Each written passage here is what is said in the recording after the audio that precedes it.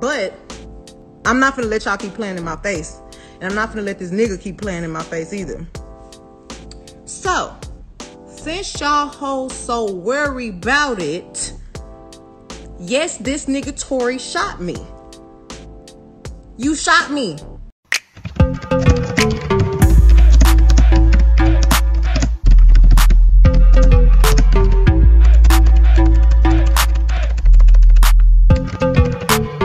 Megan Thee Stallion confirme enfin ce que tout le monde savait déjà. C'est bien Tory Lanez qui lui a tiré dessus. Depuis cette nuit, il y a quelques semaines, où Megan a été blessée par arme à feu, tout le monde spécule sur ce qui a bien pu se passer dans cette voiture. Megan sort des tweets, elle répond à quelques commentaires, elle pleure sur IG Live, elle essaye de garder la face et se console avec son succès musical. Mais bon, c'est quand même traumatisant ce qu'elle a vécu. D'autant plus lorsqu'elle doit supporter les moqueries et les mensonges venant apparemment des proches de Tory Lanez. Megan ne l'avait pourtant jamais désigné publiquement, mais l'équipe de Tory avait tout intérêt à décrédibiliser son histoire, car on sait tous qui est le coupable. Megan a commencé à craquer sous la pression quand elle tweet « Mens encore une fois et je vais arrêter de t'épargner ». Ensuite, Megan va même jusqu'à publier des photos d'elle à l'hôpital. Elle montre aussi son pied pour faire taire les rumeurs selon lesquelles elle aurait tout inventé. Pour en arriver à la bassesse de poster des photos aussi privées, c'est qu'elle devait vraiment être à bout. Et ce sera confirmé par la suite lorsqu'elle enchaîne avec un IG Live. Megan met sa capuche et décide de parler plus ou moins sans retenue. Déjà, elle dément les rumeurs lancées par le camp de Tory. You shot me, and you got your publicists and your people going to these blogs lying and shit. Stop lying. Why lie? I don't understand. I tried to keep the situation off the internet, but you dragging it. Motherfuckers talking about I hit this nigga. I never hit you. Motherfuckers was like, oh, she mad because he was trying to fuck with Kylie. No, I wasn't. Motherfuckers talking about I'm lying, bitch. Did I pay a helicopter to come over me and record my feet leaking blood? No. How the fuck I'ma fake that? Why would I lie? You want me to be a bad person so bad, and y'all motherfuckers want to believe the lie before you believe the truth. Megan explique aussi la raison pour laquelle Tory aurait tiré, et pour elle, c'est très simple. Mais d'après elle, elle ne pouvait pas le dénoncer sur le moment. You dry shot me. Like, it's only 4 motherfuckers in the car. Me, you, my homegirl, and your security. Everybody in the car arguing. I'm in the front seat. This nigga in the back seat. I get out the car, I'm done arguing. I don't want to argue no more. I get out. I'm walking away. This nigga from out the back seat of the car started shooting me. You shot me. I ain't get cut by no glass. Y'all asking where people at? Why ain't nobody saying nothing? Ask them why they not saying nothing. I haven't talked to the same people. Y'all worry about where they at. Ask that nigga why he not saying nothing. What the fuck he gonna get on here and say? Yeah, I shot her. Why? Tell him why you shot me. No reason. Stop fucking lying on me. Stop fucking acting like black women is the motherfucking problem. Stop acting like black women is aggressive when all they be doing is speaking the motherfucking facts and you motherfuckers can't handle it.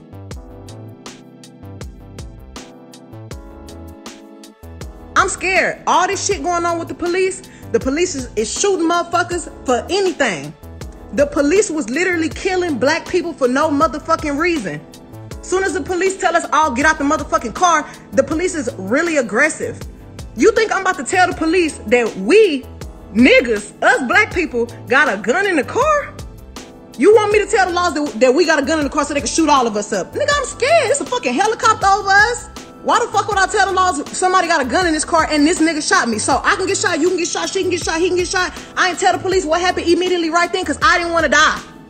C'est une bonne chose que Megan dénonce clairement Tory, et la raison pour laquelle elle ne l'a pas tout de suite dénoncé fait parfaitement sens. Je pense qu'elle a bien eu raison de ne rien dire sur le moment, parce que vu comment la police les encerclait ce soir-là, ça aurait pu très mal tourner. Maintenant, il y a quand même des petits mystères dans son histoire. Elle dit que Tory a tiré pour absolument aucune raison, ce que j'ai vraiment du mal à croire. Parce qu'à côté de ça, elle ne nous dit pas pourquoi ils s'embrouillaient tous dans la voiture juste avant qu'elle veuille sortir, et donc juste avant qu'il tire. Et elle ne dément pas l'histoire selon selon laquelle elle et Tori sortaient plus ou moins ensemble. Ensuite, il y a le cas de Kelsey, sa meilleure amie qui était aussi présente dans la voiture. Le statut de leur relation depuis cette nuit-là est vraiment flou. Megan a plusieurs fois lancé des pics du genre « j'ai été trahie par mes amis » et de son côté, Kelsey ne dit pas grand-chose à part qu'elle n'a rien fait. En tout cas, on sait que les deux ne se parlent plus vraiment pour l'instant. Donc quelque chose s'est passé aussi avec Kelsey. En fait, mon souci dans tout ça, c'est que Megan, entre guillemets, se plaint que les gens se moquent d'elle ou ne croient pas son histoire, mais en même temps, jusqu'à présent, elle ne donnait pas de détails. Donc on ne pouvait que spéculer. Et même maintenant, elle donne des détails mais laisse des zones d'ombre. Donc il y a de fortes chances pour que les gens continuent de parler. Et moi, j'aimerais bien qu'on en finisse avec cette histoire une bonne fois pour toutes. Mais l'attention est désormais portée plutôt sur le traitement qu'a reçu Megan. Il y a un mouvement de soutien qui s'est soulevé pour elle. Des célébrités apportent leur soutien avec le hashtag Protect Black Women, donc protéger la femme noire. Beaucoup estiment que l'histoire de Megan reflète la façon dont les femmes noires sont méprisées, moquées ou tout simplement pas crues lorsqu'elles sont victimes.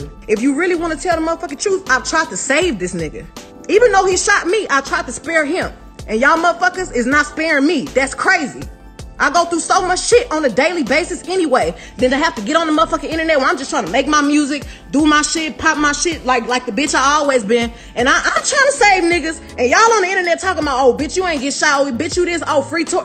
That nigga not in jail. He not in jail because I didn't tell the laws what happened as soon as it happened. And I should have. C'est une situation qui est malheureusement habituelle, que les femmes noires soient jetées en pâture aussi facilement, même lorsqu'elles sont les victimes. Pas souvent protégées, alors qu'elles passent leur temps à protéger les gens. Je n'ai jamais douté du fait que Tori soit coupable. Je veux pas du tout contredire tout ça. Par contre, je trouve que dans ce cas précis, Megan s'est mise dans une position de sauveur que personne ne lui a demandé. Pourquoi vouloir protéger un mec que soi-disant tu connais à peine, probablement drogué et alcoolisé, et qui tire sur toi sans raison? Là, on n'est pas dans un film en fait. C'est la vraie vie. Megan, c'est pas un chef de gang. Certes, elle vient des quartiers sud de Houston, mais elle n'a pas une vie de délinquante. C'est une fille normale. Dites-moi, si quelqu'un vous tire dessus, vous n'allez pas aller porter plainte, sérieux? Vous allez seulement faire des lives Instagram? À ce rythme-là, on ne saura peut-être jamais les détails complets de ce qui s'est passé. Mais je pense qu'il y a une leçon à apprendre. C'est que quand on vous tire dessus, il faut aller porter plainte. Je comprends la nécessité de protéger les femmes noires. C'est un vrai sujet de société qui mérite d'être mis en avant. Mais il faut aussi garder à l'esprit que protéger les gars bizarres, ça ne vous avancera à rien. Dites-moi en commentaire ce que vous pensez de la vidéo.